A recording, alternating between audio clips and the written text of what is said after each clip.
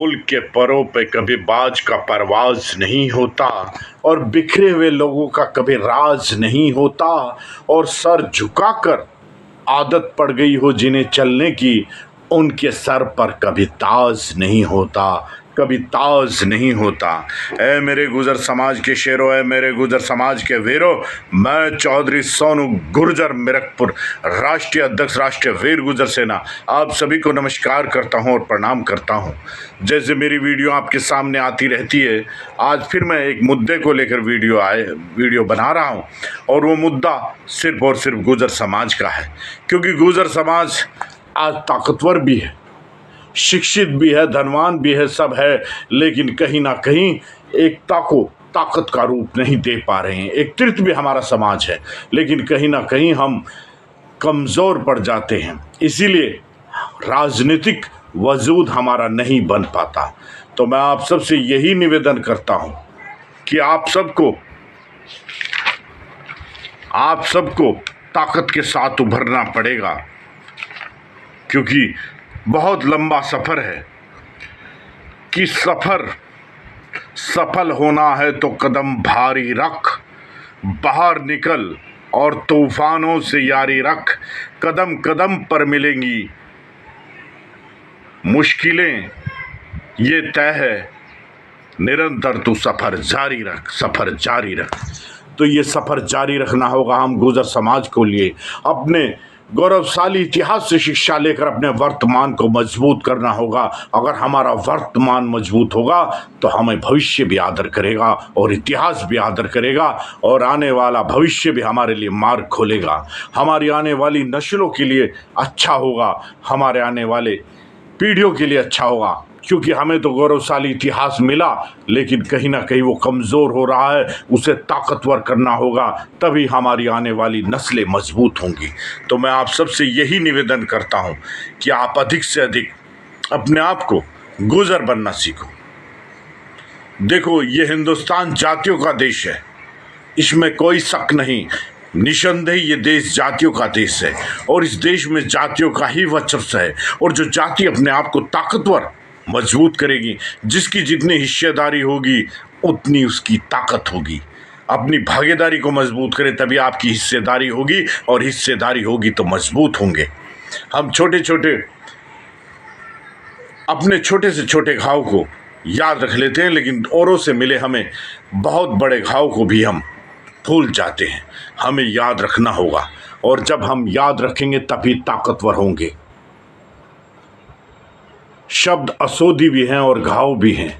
शब्दों के दांत नहीं होते, लेकिन वो जब काटते हैं तो वो कई युगों तक याद रखे जाते हैं। तो मैं आप सबको यही बताने और यही कहने आया हूँ कि जातियों का ही देश है, क्योंकि इस देश में धर्म का प्रमाण पत्र नहीं बनता, लेकिन जाति का प्रमाण पत्र बनता है। और जाति का प्रमाण पत्र बनता है तो ये देश जातियों का ही है। और हमारे देश में हमारी जाति बड़ी भूभाग पर वास करती है। आप जिधर देखो गुजर ही गुजर होते हैं, लेकिन हम उस ताकत को एकत्रित नहीं कर पा रहे। और जिस दिन एकत्रित हो गए तो हमें छोटे से छोटे स्तर पर मजबूत करना होगा। हमने कई प्रमाण दिए, सहारनपुर की सबसे बड़ी यात्रा, राजस्थान का हमारा आरक्षण का आंदोलन, और बहुत सी यात्राएं, चाहे वो कैथल की हों, अजमेर की हों, ग्वालियर मध्य प्रदेश की हों, या अभी झालावाड़ा की हुई हो, लेकिन गुजर समाज ने हमेशा अपनी संख्या को मजबूत किया है। उसी संख्या को हमें ताकतवर बनाकर अपने सभी सवालों का जवाब हासिल करना है। आज हमारी जाति के लिए बहुत से सवाल हैं, लेकिन उन सवालों का जवाब देने कोई युधिष्ठिर नहीं आएगा। उस यक्ष प्रश्नों का उत्तर हमें ही तलाशना होगा, हमें आपस से तलाशना होगा। और जिस दिन हम तलाश लेंगे, दुनिया की कोई ताकत नहीं जो हमारी ताकत को कमजोर कर सके। तो मेरे गुजर समाज के शेरों, मेरे गुजर समाज के वीरों, उठो और जागो, आगे बढ़ो।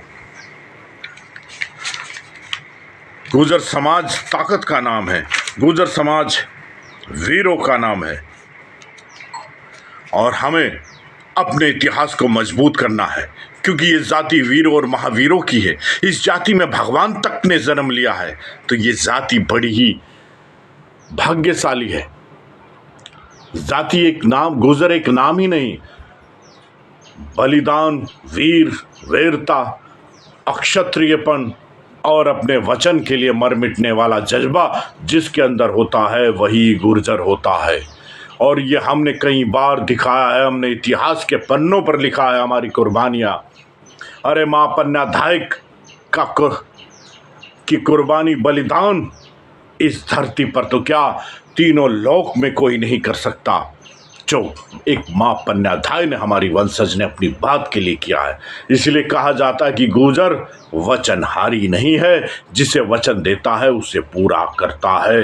लेकिन अपनों के लिए वचन करने होंगे, अपनों के लिए संघर्ष करना होगा, अपनों के लिए आगे बढ़ना होगा, तभी हम सही अर्थों में गुर्जर कहलाएंगे। हम सिर्फ और सिर्फ दूसरों के लिए ही मर मिटते रहेंगे तो एक दिन खत्म हो जाएंगे। और जिसका इतिहास नहीं होता वो जाति भी भूल जाती है, वो याद नहीं आते। तो मेरे गुर्जर शेरों, मेरे गुर्जर वीरों, मैं आपसे यही कहने आया हूं, हमेशा गुर्जर जाति ने इस देश के लिए कुर्बानियां दी हैं,